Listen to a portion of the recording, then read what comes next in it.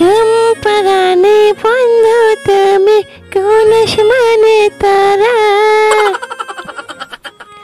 কোন আসমানে জোছনা বিলায়ে আসমান তাহারা, তুমি ধরে কাছবাসে সুলমানা দুঃখ দিলায় চলে আনার জীবনে।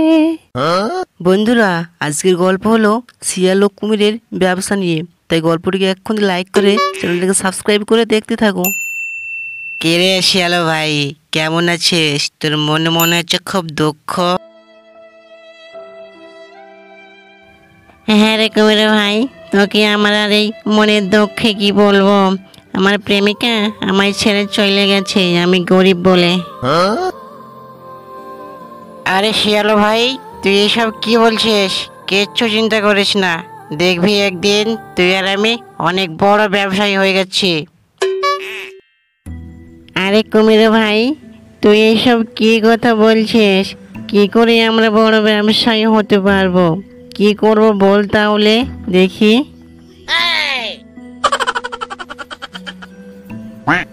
আরে তুই কিছু চিন্তা করিস না, কালকেই সব বুঝতে পারবি। পরের দিন নদীর ধারে কুমির নিয়ে বসে মাছ, আর শিয়াল আলু, ফুলকপি আর বাঁধাকপি এগুলো নিয়ে বসে।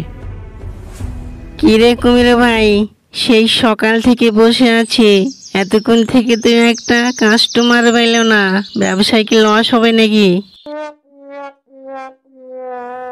আরে এত চিন্তা করছিস কেন? কেবল তো নিয়ে এলে, একটু বস, অপেক্ষা কর। এই খরিদ্দার এলো বলে তুই চুপচাপ বসে থাক। কুমির ভাই রেডি থেকো, এই পেছন দিয়ে দেখতে পাচ্ছি কেউ একজন আসছে। এই আসো আসো আসুন, এই আমার আলু মাত্র 20 টাকা কিলো। এই যে ভাই, মাছ নিয়ে যাও, মাছ মাত্র 20 টাকা কিলো। ওইদিকে আলু নেখে মাছ খেয়ে যান, মাত্র 20 টাকা কিলো, একদম সস্তা মাছ। কি এই বোকা কুমির এটা কি করলো? আমার আলুর দামে সে মাছ বিক্রি করে দিল। সে তো একেবারে বড্ড বোকা কুমির। শোন শিয়াল ভাই, এই মাছের সামনে আলু বিক্রি কখনো হবে না। হে হে হে হে। ছি রে, আমি এখন কি করলাম? এই বোকা কুমিরের কথা শুনে বড্ড আমারই লস হয়ে গেল।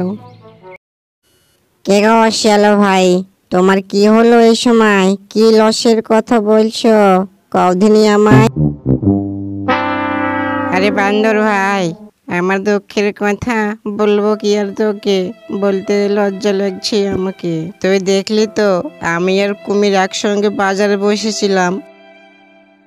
আরে হ্যাঁ গো শিয়াল ভাই, আমি তো দেখলাম, আর তুমিও তো দেখলে। আমি কুমির ভাইয়ের কাছ থেকে মাছ নিয়ে এলাম, কিন্তু তুমি আলু বেচছিলে কেন?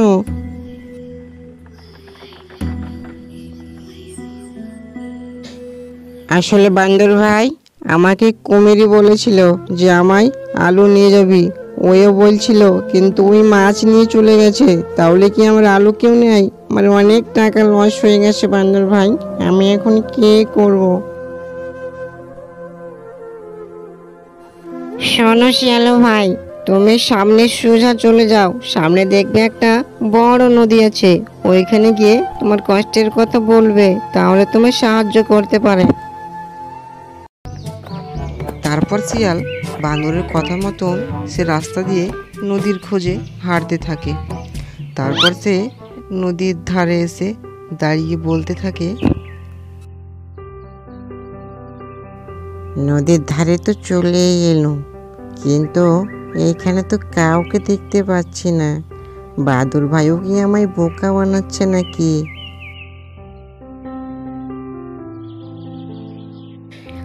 জানি না এখানে কি আছে কি নেই, তবে বান্দর আমায় বলেছিল যে নদীর সামনে গিয়ে আমার কষ্টের কথাগুলো বলতে। তবে দেখি যদি কেউ আসে। থাক, তোকে আর মুখ ফুটে কিছুই বলতে হবে না। তোর ব্যবসায় কত টাকা লস হয়েছে আমি সবই জানি। তোর সঙ্গে কি কি হয়েছে, তোর সামনে 1 হাঁড়ি মোহর দিলাম, এটা নিয়ে সোজা চলে যা।